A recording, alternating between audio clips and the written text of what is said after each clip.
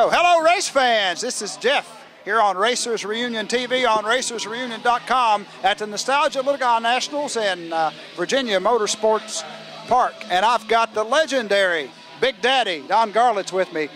Big, how you doing, man? I'm doing great. It's nice to be here. Nice to see all my old buddies. Man, I'll tell you what, it is nice to be here and nice to see all your old buddies too, man. Thanks, and I heard your name. I didn't get to see you out there when you were making some runs today. How'd it run? Well, we're just testing it, doing a little burnouts. Because these old cars have trouble on these sprayed tracks. So I put a spool in this one. I was to test to see how it would do. It went nice and straight. I was real happy with the run. That's cool, buddy. That's cool. Now, you've been around this forever, man. You've been around drag racing for a long time, and you've seen it go through lots of changes. And now here you are driving a nostalgia type car, a front engine type car. What do you think about racing today, man? And all the changes we've gone through?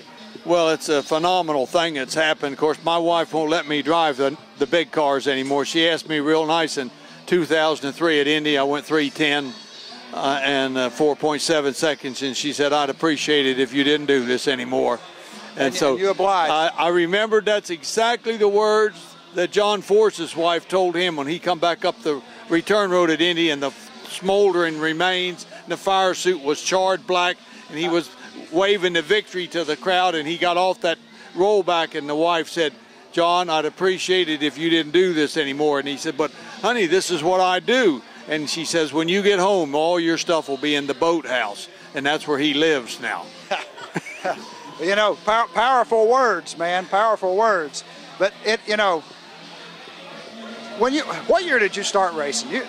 1949. 1949. Yeah. Golly. Of course, it wasn't what you see today. It was like I had a 40 Ford with a Mercury motor in it. That was it. And that was really hot. You know, it would run the quarter in 20 seconds.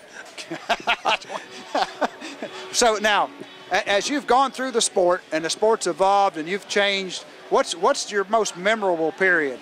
From Big Daddy's perspective, what's the best time that you had in racing? Well, it started in 1964 when I set the record at 200 miles an hour officially, first over 200, and then went on that summer to win the U.S. Nationals. And it was just a really steady, heavy thing. I won the Nationals in 67, 68.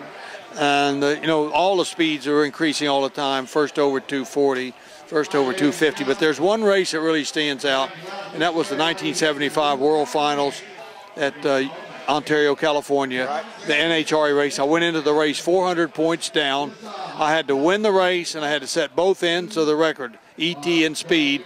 And right off the bat, Gary Beck lowered the record to 569, so I was even further back. But before the race was over, I'd went 250.69 and 5.63, and I won the race, and the record stood for 7 full years. That's awesome. That's awesome. No record has ever stood that long. That's awesome, buddy. That's great. Let me ask you this. Now, all of us, and me as a fan watching, I've seen a lot of exciting things happen at racetracks and seen things happen. What stands out in your mind as maybe the hairiest thing that ever happened on a racetrack to you? Well, to me, it was that Englishtown wheel stand. I mean, I've got a car that I'd already set the speed record at 271. I had half of the ET record. I had a 534. All I needed was a backup. And I come up that morning, Saturday morning, I was racing Darrell Gwynn, and he was really chomping at the bits. You know, he was like the wolf nipping at my heels. And I had a car that was capable of 520s. Right. And I got held on the line because there was a tiny little fuel leak and my crew chief tightened it, but I was already on full fuel. They should have just let me go. It wouldn't have amounted to nothing. But they fooled around with it, and 2 gallons of fuel was burned out of my tank, and it's 18 pounds off the front. My car was set closer than that. And it went out and it went up and it spun around and pirouetted, went backwards into smoke, and it was just awesome, and it was scary because I was over 200 miles an hour and it's going backwards. Wow. Yeah. And I was praying that I didn't hit anything or anybody. And then to come out of the smoke and see the crash truck coming at me because they had Mayday, that a runaway dragster, and there was a Top Fuel dragsters aimed at the starting line running. with probably an unconscious driver in it. Right. And so they were told to crash this car, and I saw it coming at me 50, 60 miles an hour, and I knew what they were thinking. So I quickly turned off the drag strip to let them know I had control of the car. Were there, yeah. And the whole thing was just the footage. I got more footage out of that accident because I didn't even get a scratch. The car got scratched real bad. Right. And it ran years and years and years, and you know, it was better than winning the meet as far as publicity goes. And that stands right up there in the top as scary and exciting and everything. Yeah, it'd be hard to top that. I can just as you're telling, I'm sitting here thinking about what that had to feel like. You know, as you're going through that, and then like you said, seeing the crash truck coming in, you know what was coming. Yeah. I was going to get hurt worse than accident. If I'd have kept going straight, they might have killed me. Yeah.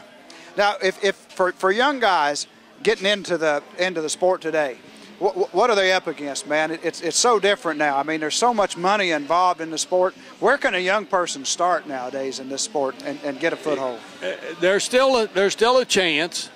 If you want to get into like the fuel and all like that, you got to get onto a team as just a worker. Right. And there's plenty of jobs out there available.